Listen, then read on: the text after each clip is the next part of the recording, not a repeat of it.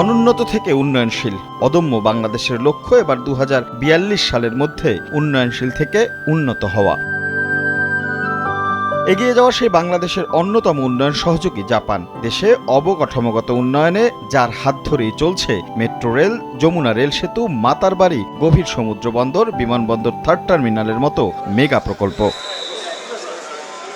এরই মধ্যে 2 দিনের সফরে ঢাকায় জাপানের অর্থ, শিল্প ও বাণিজ্য মন্ত্রী। বাংলাদেশের অন্যতম উন্নয়ন সহযোগী দেশটির শীর্ষ পর্যায়ের এই মন্ত্রী এরই মধ্যে বৈঠক করেছেন অর্থ, শিল্প ও বাণিজ্য মন্ত্রীর সঙ্গে। সোমবার বিকেলে জাপান বাংলাদেশের অন্যতম মৈত্রী স্মারক জাইকার সহায়তায় নির্মিত দেশের প্রথম মেট্রো রেল MRT লাইন 6 পরিদর্শন করেন ইয়াসুতোশি নিশিমুরা। পররাষ্ট্র প্রতিমন্ত্রী শাহরিয়ার আলমকে নিয়ে উত্তরা থেকে মেট্রো রেলে করে যান পল্লবী, পরে আবার ফিরে আসেন উত্তরায়।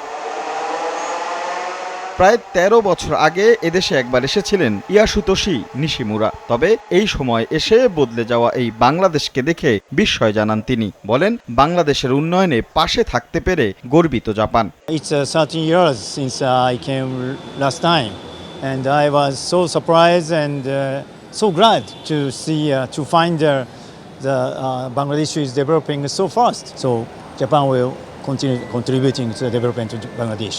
পরে জাপানের সহযোগিতায় নির্মাণাধীন আরেক বড় প্রজেক্ট বিমানবন্দরের 3য় টার্মিনাল পরিদর্শনে যান সফররত জাপানের এই মন্ত্রী। খোঁজ নেন প্রকল্পের খুঁটিনাটি।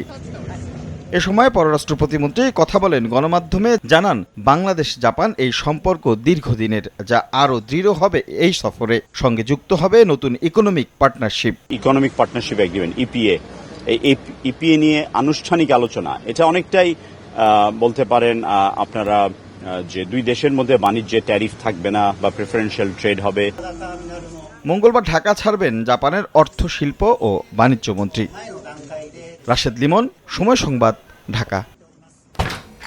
এখন বিকাশ অ্যাপে পাবেন দেশের প্রথম ডিজিটাল লোন। বিকাশ অ্যাপের লোন অপশনে যেয়ে সিটি ব্যাংক থেকে 20,000 টাকা লোন নিয়ে নিলাম, একদম ইনস্ট্যান্ট। কোথাও যাওয়া লাগে নাই, কাগজপত্রেরও ঝামেলা নাই।